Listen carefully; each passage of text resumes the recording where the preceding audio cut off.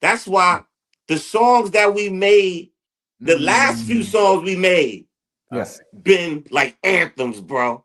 I see. I see. The first songs we was making, they tough, but these last songs, you gotta listen to the Good Life joint, the Good Life, Good Life and James Wood, like those last two, Good Life especially. It's like and Bounce for Me and oh, Get Down. You gotta hear that too, baseball. Gotta This hear that way in life, you gotta get around the faces and get down, get down. My daughter's on that. That's a joint. And you got some Jazz Chisholm ones too. James Wood. Yeah, I dropped Science on Wood. I wasn't paying attention. I dropped Science on James Wood.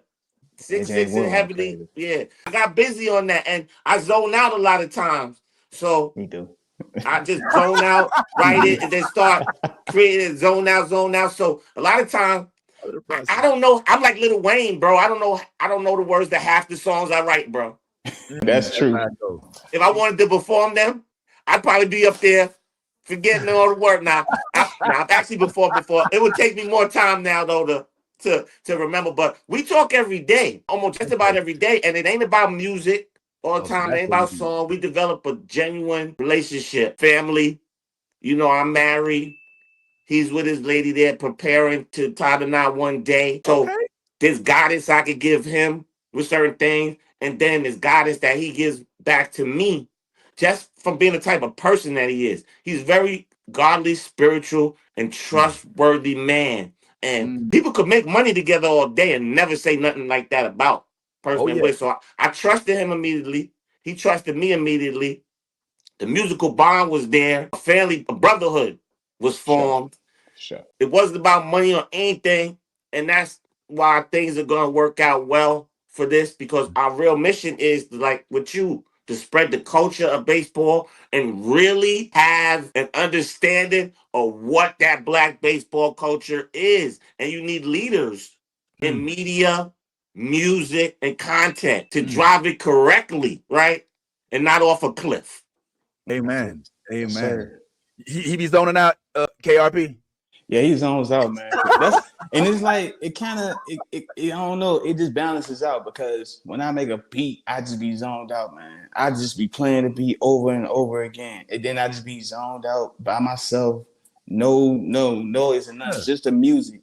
And I knew that it's gonna sound good, so I was like, you know what? I'm gonna finish this off, send it to him, and I don't get no reaction right away, but I know if he puts that time and energy to the song as he's spazzing out, I knew that was the right one. So it's like I go off of his energy when he be spitting, like James Wood, Josh Naylor, CJ Abrams. I just know when he's in that pocket. And once he get in that pocket, man, you can't get him out there.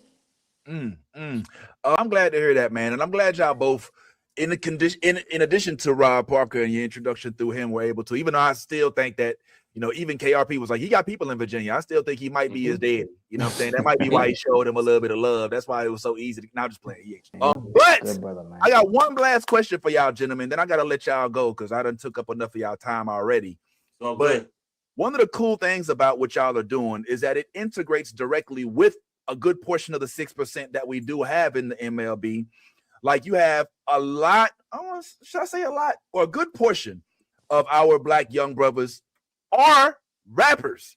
You got Victor Scott, you got Lawrence Butler, you got Jazz Chisholm. Like these dudes are in the studio and they're in there trying to, now they ain't necessarily putting because I think my theory is that unless your name is Jose Iglesias, like you're not necessarily trying to push all of your music through baseball because you don't want your ownership and management to think that you're not focused. They're not all Ron Artest or Meta World Peace, I should say. Plus, it's the type of music they make, bro. Let's be honest.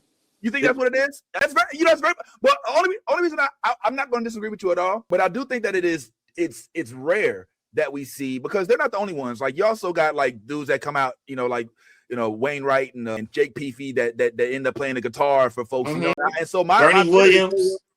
Bernie Williams. Oh my God, yeah. And my theory has always been that they kind of use music as a hobby because they don't want to give the conception to anybody that may be considered trading them or acquiring them, that they're not focused. They don't want them to feel like what's my man out in that plays for the Angels, Rendon, who's like, yeah, I'm not really into the baseball thing. You know what I'm saying? Like, oh, okay, all right. So, but I fear that thwarts their talent, right? Like they're not able to capitalize on it when they're at their peak. Like I bet that Vic Scott, I bet Lawrence, I bet there's some really dope music in there. Have you all considered, or would you be open to possibly having collaborations with some of the young men that are in the baseball sphere that haven't been able to promote their own music, in my opinion, because it feels like they may get in trouble for it or something like that? Like, have you ever considered that being like another facility that we could embody, being able to push not just the information, but also the talent that our young black brothers have? I posted that. I ran up on Jazz at the All-Star game this year.